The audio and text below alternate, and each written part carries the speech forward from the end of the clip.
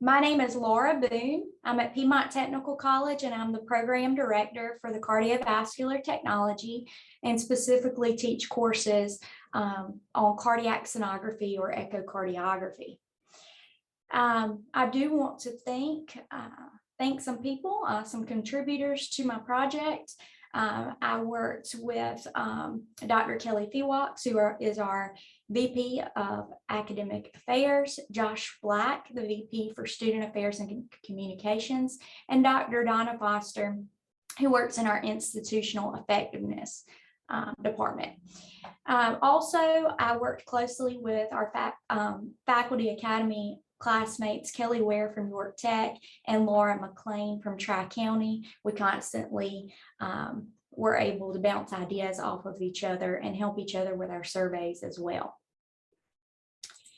So during this process, the first thing that we had to do was to find disparities between sex and race within our programs. The most glaring disparity was between male and female participation rates, as you can see here, with the sort of yellowish gold color representing completion rates for males versus females in blue. Also, the participation rate below that in the gold versus the blue. So what we did is we've already had many people talk about how there's already a disparity between men and women. Okay, so I'm not going to elaborate on that anymore, but I can tell you that the male participation rate in our CBT program between 2015 and 2019 was essentially 12.5 to 22%. We have made some progress recruiting males during my tenure here at Piedmont Tech, and I'm happy to report that our cohort for 2021-22 is 25% male, which is a significant increase for us. There is still a large difference between male and female participation rates. And so we wanted to make some hypotheses about why this might be. My faculty academy classmates and I came up with 3 hypotheses for why males choose not to enroll in healthcare programs. One was males don't enroll in the CBT program because of gender stereotypes. 2 was males do not enroll in the CBT program because of marketing. And 3, males do not enroll in the CBT program because of deficiencies in student services like advising to admissions, career counseling, and outreach events. In light of those hypotheses, we wanted to test them. So we did action research. We chose to do a survey. Again, I worked with my faculty academy teammates and Donna Foster, as well as Megan on this survey. The survey was sent out to all current students at Piedmont Tech, and the survey had 72 student responses, with 13.89% of those being male.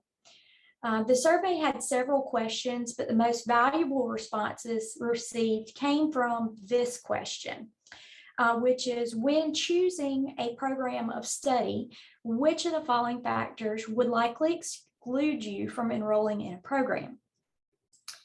And if you look, the data I'm showing you here is the complete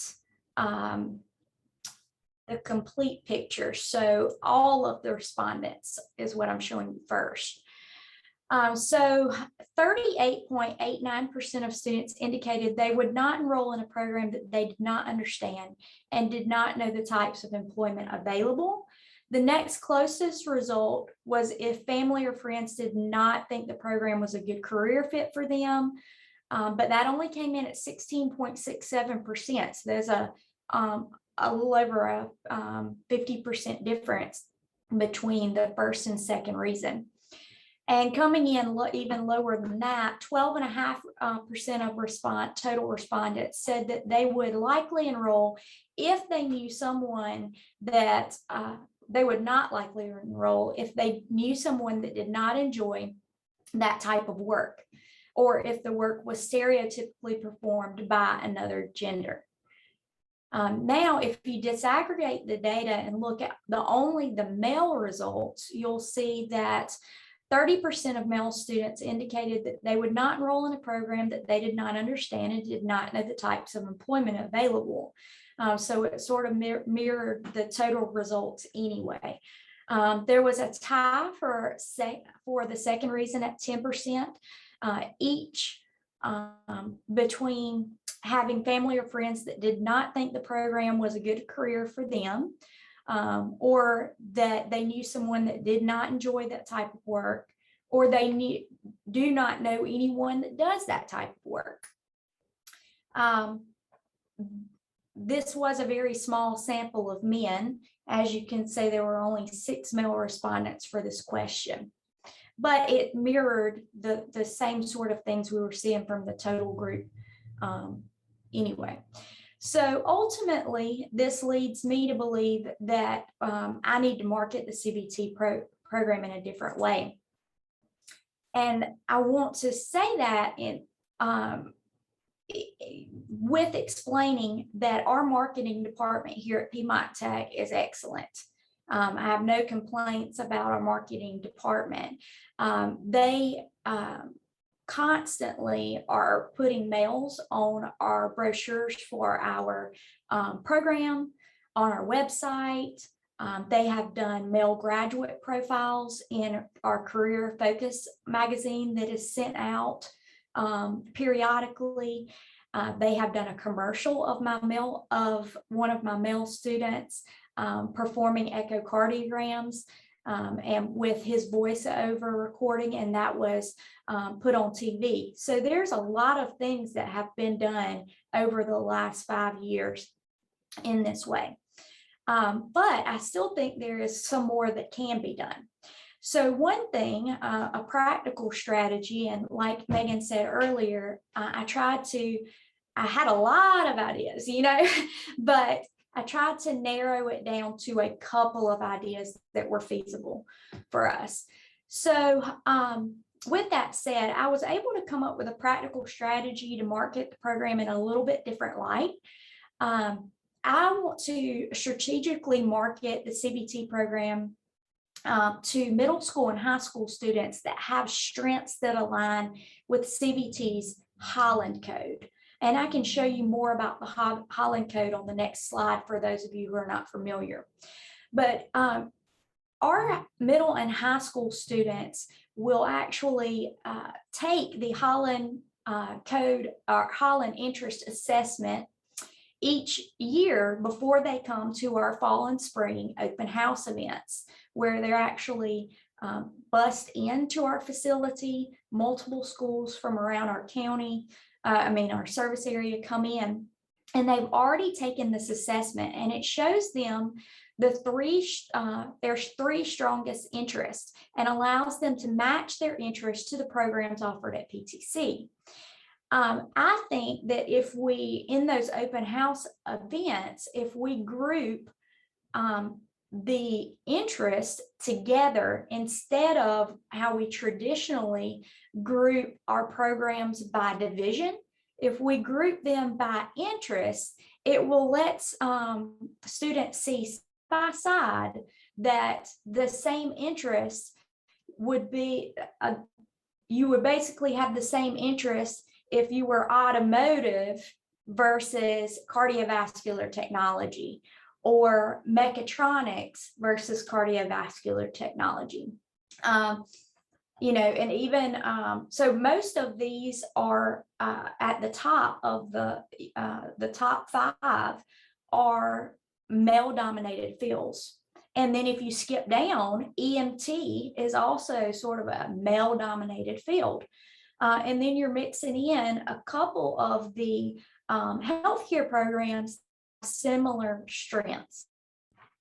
And so I think that if we present this in a way side by side at open house events, that you can see see that these are things that interest, it may help with getting more females in some of the male dominated programs and more males in some of the more female dominated programs.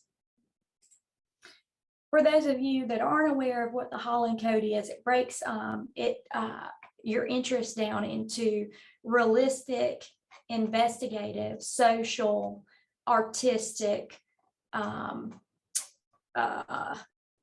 enterprising, and conventional interest.